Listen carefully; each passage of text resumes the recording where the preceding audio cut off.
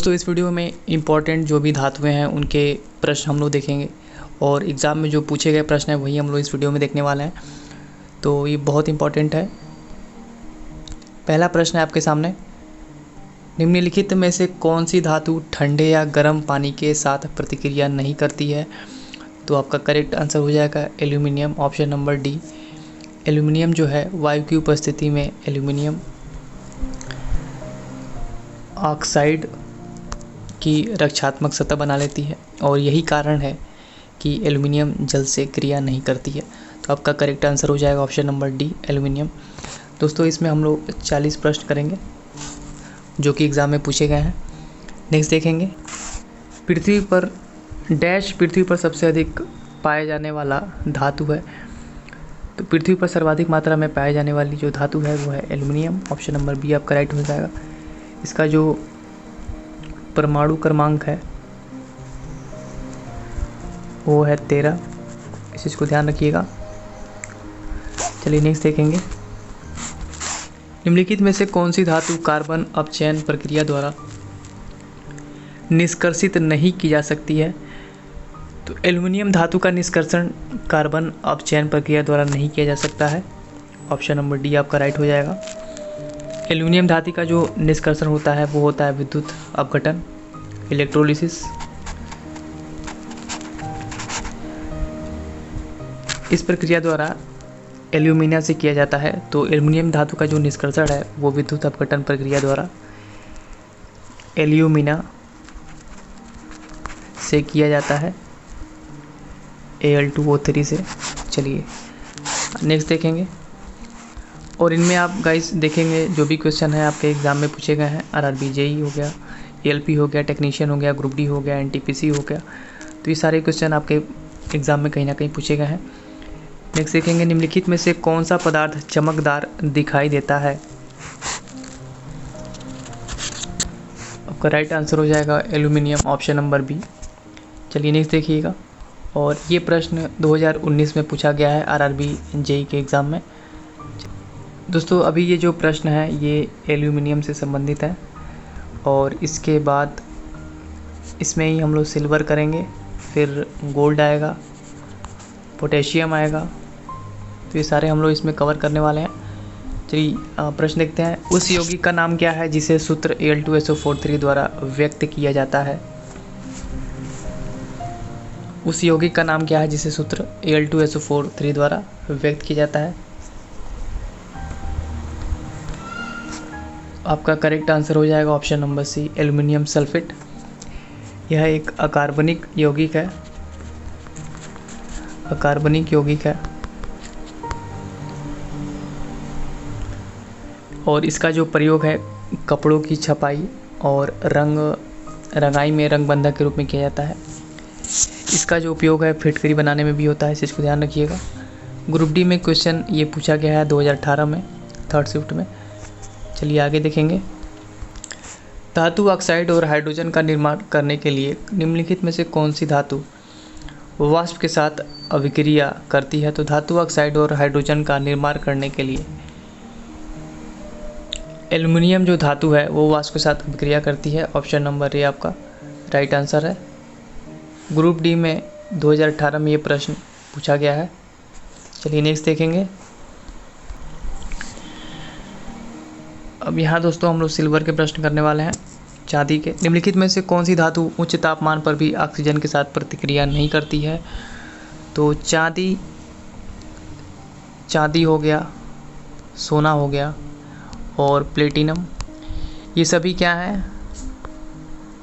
ये सभी Nobel metal हैं जो कि क्या है, ऑक्सीजन से कभी अभिक्रिया नहीं करती हैं, इस चीज़ को ध्यान रखेंगे। तो ऑप्शन नंबर बी आपका करेक्ट हो जाएगा, चांदी, सिल्वर। एएलपी और टेक्नीशियन में ये क्वेश्चन पूछा गया है 2018 में। चलिए आगे देखेंगे, ब्लैक एंड वाइट फोटोग्राफी में उपयोग किए जाने वाले दो रसायन कौन से हैं? तो आपका करेक्ट आंसर हो जाएगा option number B, silver chloride और सिल्वर ब्रोमाइड। ग्रुप डी 2018 में ये प्रश्न पूछा गया है। चलिए नेक्स्ट देखिएगा, डैश प्रकृति में मुक्त तत्व के रूप में पाया जाता है? तो चांदी जो है ऑप्शन नंबर ये आपका करेक्ट हो जाएगा। और ये जो प्रश्न है 2018 में ग्रुप डी में पूछा गया है सेकेंड शिफ्ट में। चलिए नेक्स्ट देखेंगे। निम्नलिखित में से कौन सी धातु फोटो फिल्मों में इस्तेमाल की जाती है? तो रजत जो धातु है उसका जो उपयोग है फ़ोटो फिल्म में किया जाता है। ऑप्शन नंबर बी आपका करेक्ट हो जाएगा। एनटीपीसी 2016 में ये प्रश्न पूछा गया है थर्ड शिफ्ट में। दोस्तों ये सारे प्रश्न यूथ की बुक है, उसमें ये सारे प्रश्न दे रखे हैं जो कि काफ़ी इम्पोर्टेंट है। और जितने भी प्रश्न हैं आपके आरआरबी के एग्ज़ाम में ये पूछे गए हैं। निम्नलिखित में से कौन सी एक उत्कृष्ट नोबेल धातु है? तो चांदी जो है आपका राइट आंसर हो जाएगा option number B silver. NTPC 2016 में ये प्रश्न पूछा गया है थर्ड शिफ्ट में। नोबेल धातुएं उत्कृष्ट धातुएं क्या होती हैं? जिनका आर्द्र वायु के संपर्क में रहने के बावजूद क्षरण और ऑक्सीकरण बहुत कम होता है, जैसे चांदी हो गया, स्वर्ण हो गया, प्लेटिनम हो गया, रेडियम हो गया, पैलेडियम हो गया। ये सभी क्या है? नोबेल धातुएं हैं। चलिए नेक्स्ट देखेंगे। जब सिल्वर क्लोराइड को सूर्य के प्रकाश में रखा जाता है तो किसके बनने के कारण भूरे रंग का हो जाता है? तो जब सिल्वर क्लोराइड को सूर्य के प्रकाश में रखा जाता है तो फोटोलिटिक अपघटन अभिक्रिया होती है, जिसके कारण क्या होता है? सिल्वर जो क्लोराइड है AgCl, ये सिल्वर धातु यानी कि Ag और क्लोरीन में क्या होता है? टूट जाता है। इसी के कारण इसका जो रंग है वो भूरा हो जाता है। और ये जो प्रश्न है गाइस आप यहाँ देख सकते हैं, ये पूछा गया है 2018 में ग्रुप डी के एग्ज़ाम में। चलिए नेक्स्ट देखिए। निम्न में से कौन सी धातु विद्युत की सर्वश्रेष्ठ चालक है? तो चांदी जो है वो विद्युत की सर्वश्रेष्ठ चालक है। यहाँ पे आपको 4 ऑप्शन दे रखे हैं, इनमें आपका राइट आंसर हो जाएगा चांदी। ऑप्शन नंबर डी आपका करेक्ट आंसर है। ग्रुप डी में ये क्वेश्चन पूछा गया है 2018 में। चलिए नेक्स्ट देखेंगे। जब सिल्वर ब्रोमाइड को सूर्य की रोशनी में रखा जाता है तब डैश बनता है। तो जब सिल्वर ब्रोमाइड को सूर्य की रोशनी में रखा जाता है तब क्या होता है? ब्रोमीन गैस बनती है। ऑप्शन नंबर डी आपका करेक्ट हो जाएगा। ग्रुप डी 2018 में ये प्रश्न पूछा गया है। चलिए आगे देखेंगे। गाइज यहाँ पे हम लोग गोल्ड के प्रश्न करेंगे, यानी कि सोना धातु के प्रश्न करने वाले हैं जो भी पूछे गए हैं। निम्न में से आघातवर्धनीय धातु कौन सी है? तो आपका राइट आंसर हो जाएगा gold. Option number B.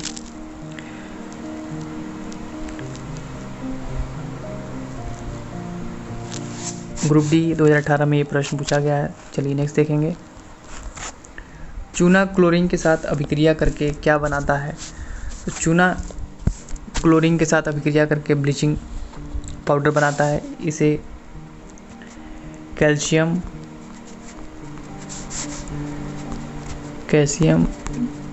Hypochloride भी कहते हैं।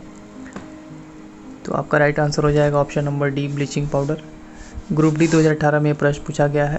चलिए आगे देखिएगा। निम्नलिखित में से किसे आरम कहा जाता है? तो आरम जो है सोना का लैटिन नाम है, जिसका जो प्रतीक है वो Au होता है। इस चीज़ को देखेंगे। परमाणु क्रमांक इसका 79 होता है। ऑप्शन नंबर बी आपका करेक्ट हो जाएगा सोना। चलिए आगे देखिएगा। सोना निम्न में से किसमें घुलनशील है? तो सोना जो है एक्वारेजिया यानी कि अम्ल राज में घुलनशील है। आपका ऑप्शन नंबर सी करेक्ट हो जाएगा। ग्रुप डी 2018 में ये प्रश्न पूछा गया है।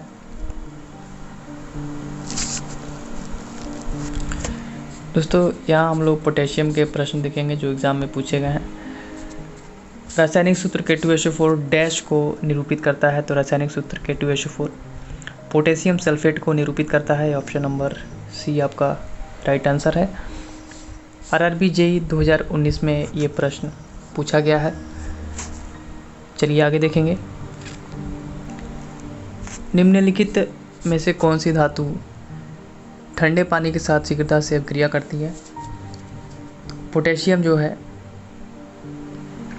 आपका करेक्ट आंसर हो जाएगा, ऑप्शन नंबर ए।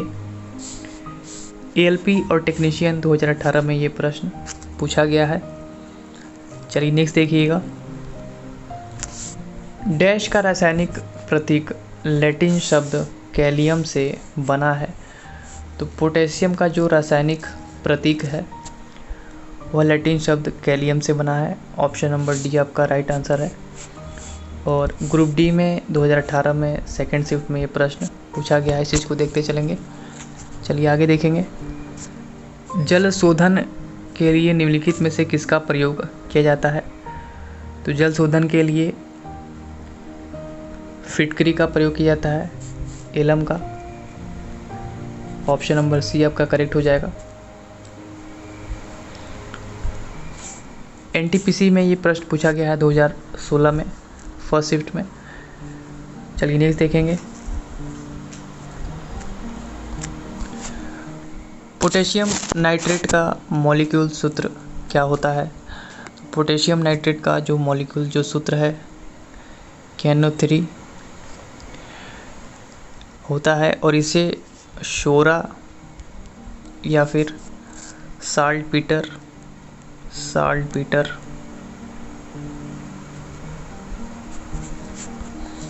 भी कहते हैं, और इसका जो प्रयोग है विस्फोटक और उर्वरक के रूप में होता है। तो आपका राइट आंसर हो जाएगा, option number A KNO3। Group D 2018 में ये क्वेश्चन पूछा गया है। चलिए आगे देखेंगे। दोस्तों इसमें हम लोग आयरन से संबंधित प्रश्न देखेंगे, लोहा धातु से।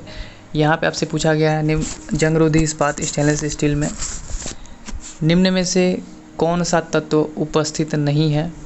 तो जंगरोधी इस्पात स्टेनलेस स्टील में टंगस्टन जो है वो उपस्थित नहीं है। ऑप्शन नंबर बी आपका करेक्ट हो जाएगा। आरआरबी जेईई 2014 में ये प्रश्न आपसे पूछा गया है।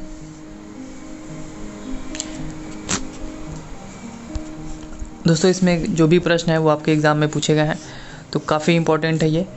चलिए आगे देखेंगे। स्टेनलेस स्टील किस कारणवश जंगरोधी है? तो स्टेनलेस स्टील में क्रोमियम की उपस्थिति के कारण यह जंगरोधी है। ऑप्शन नंबर डी आपका करेक्ट हो जाएगा। आरआरबी जेईई 2014 में ये प्रश्न पूछा गया है। चलिए नेक्स्ट देखेंगे। धातु ऑक्साइड बनाने के लिए डैश की भाप के साथ अभिक्रिया करती है। तो धातु ऑक्साइड बनाने के लिए आयरन जो है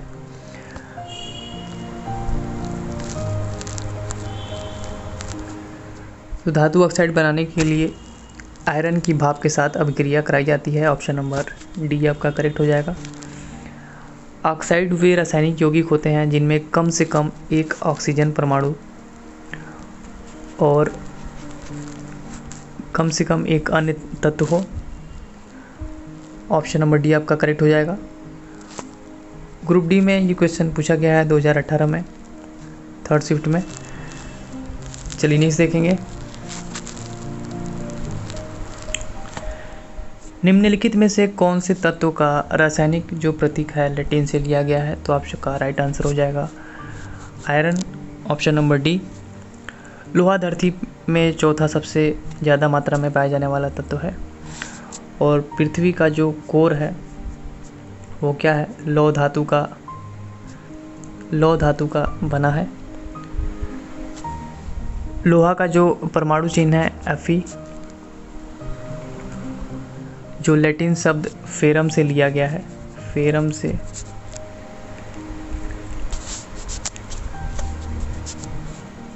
लोहा जो है 4 रूपों में पाया जाता है, इस चीज़ को आप ध्यान रखेंगे।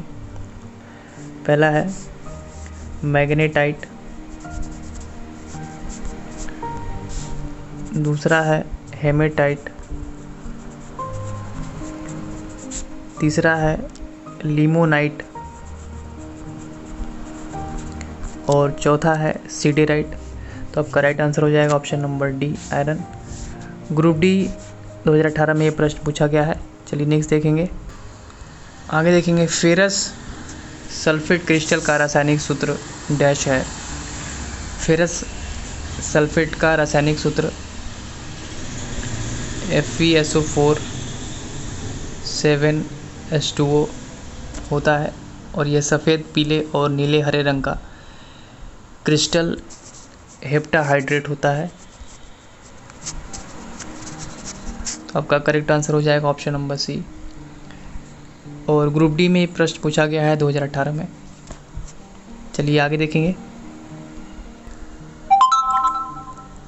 जब लोहे की फाइलिंग में हाइड्रोक्लोरिक अम्ल मिलाया जाता है तब क्या होता है? तो लोहे की फाइलिंग में अगर हाइड्रोक्लोरिक अम्ल मिलाएंगे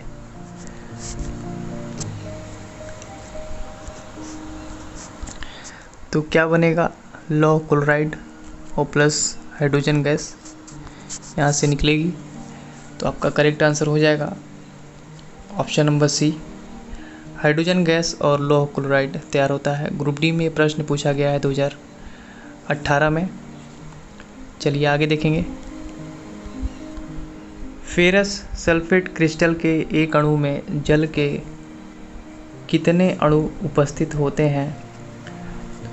फेरस सल्फेट एक अणु में जल के कितने अणु उपस्थित होते हैं? तो आपका राइट आंसर हो जाएगा option number D, 7। Group D में ये प्रश्न पूछा गया है 2018 में। चलिए आगे देखेंगे। फेरस क्लोराइड का आणविक सूत्र क्या है?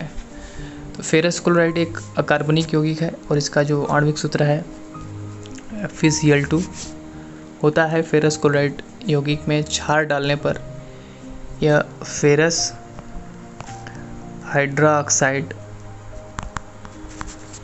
का श्वेत अवक्षेप प्राप्त करता है। तो आपका करेक्ट आंसर होगा option number B. Group D 2018 में ये प्रश्न पूछा गया है। चलिए नेक्स्ट देखेंगे। दोस्तों इसमें हम लोग मैग्नीशियम के प्रश्न करेंगे। जब मैग्नीशियम रिबन हवा में जलाया जाता है तो कौन सा यौगिक उत्पन्न होता है? जब मैग्नीशियम रिबन जो है हवा में जलाया जाएगा तो क्या बनेगा? Magnesium oxide. Option number C आपका करेक्ट हो जाएगा। ALP और टेक्नीशियन 2018 में ये प्रश्न पूछा गया है। मैग्नीशियम का परमाणु क्रमांक कितना होता है? ध्यान रखेंगे 12, और यह आवर्त सारणी के तृतीय आवर्त का तत्व है। चलिए नेक्स्ट देखिएगा। मिल्क ऑफ मैग्नीशिया का प्रयोग किस प्रकार किया जाता है? तो मिल्क ऑफ मैग्नीशिया का जो प्रयोग है घुट्टी लैक्सेटिव यानी कि पेट की अम्लता दूर करने के लिए किया जाता है। ऑप्शन नंबर ए आपका करेक्ट हो जाएगा। NTPC 2016 में ये प्रश्न पूछा गया है। चलिए नेक्स्ट देखेंगे। निम्नलिखित में से किसमें मैग्नीशियम क्लोराइड विलेय है? तो आपका राइट आंसर हो जाएगा जल में। ग्रुप डी में 2018 में ये प्रश्न पूछा गया है। चलिए आगे देखेंगे। तांबे और जस्ता के साथ कांस्य पदक बनाने के लिए डैश तत्व जोड़ा जाता है। तो तांबे और जस्ता के साथ कांस्य बनाने के लिए 3 रासायनिक तत्वों को जोड़ा जाता है, जिसका रासायनिक जो प्रतीक है SN होता है। परमाणु संख्या 50 ध्यान रखेंगे, और ये आवर्त सारणी के चतुर्थ समूह की एक धातु है। तो ऑप्शन नंबर बी आपका करेक्ट हो जाएगा, 3। RRB ग्रुप डी 2018 में ये प्रश्न पूछा गया है। चलिए नेक्स्ट देखेंगे। मैग्नीशियम ऑक्साइड का विलयन डैश होता है। तो मैग्नीशियम ऑक्साइड एक धातु ऑक्साइड है जिसके विलयन की जो प्रकृति है वो क्या होती है, क्षारीय होती है। ऑप्शन नंबर डी आपका करेक्ट हो जाएगा। ग्रुप डी में प्रश्न पूछा गया है 2018 में। चलिए आगे देखेंगे दोस्तों। यहाँ हम लोग पारा के प्रश्न करने वाले हैं। निम्नलिखित में से कौन सी धातु कमरे के तापमान पर तरल रूप में होती है, तो आपका राइट आंसर हो जाएगा पारा Hg, जो कि साधारण ताप पर द्रव अवस्था में पाई जाती है और आवर्त सारणी में डी ब्लॉक के जिंक परिवार का सदस्य है, जिसका परमाणु क्रमांक 80 होता है। इस चीज़ को ध्यान रखेंगे। आरआरबी, एएलपी और टेक्नीशियन 2018 में ये प्रश्न आपसे पूछा गया है। चलिए नेक्स्ट देखेंगे।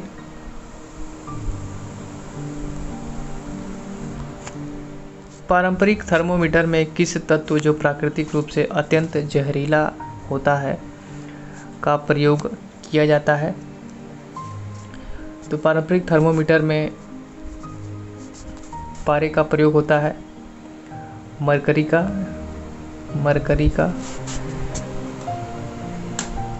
क्योंकि यह चमकदार होता है और थर्मोमीटर के दीवार पर चिपकता नहीं है। और ऑप्शन नंबर आपका जो बी है करेक्ट हो जाएगा। पारा जो है कि प्राकृतिक रूप से अत्यंत जहरीला होता है, इस चीज़ को ध्यान रखेंगे। एनटीपीसी 2016 में थर्ड शिफ्ट में प्रश्न पूछा गया है।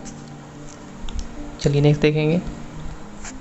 पारा एकमात्र ऐसी धातु है जो 0 डिग्री सेल्सियस पर तरल रहती है, इसका कारण क्या है? तो पारा जो है Hg, ये मात्र एक ऐसी धातु है जो कमरे के ताप पर द्रवावस्था में रहती है। कारण क्या है कि अति उच्च आयनीकरण ऊर्जा और कमज़ोर धात्विक बंध होते हैं और यह ऊष्मा एवं विद्युत का सुचालक होता है। इसका जो गलनांक है वो आप ध्यान रखेंगे। इसका जो गलनांक है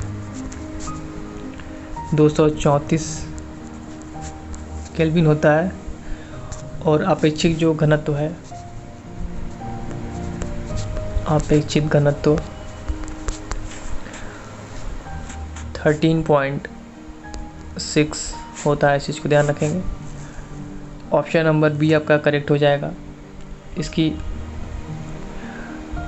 अत्युच्च आयनीकरण ऊर्जा और ढीला धात्विक बंध यानी कि कमज़ोर धात्विक बंध होता है। ऑप्शन नंबर बी आपका करेक्ट हो जाएगा। ग्रुप डी 2018 में ये प्रश्न पूछा गया है।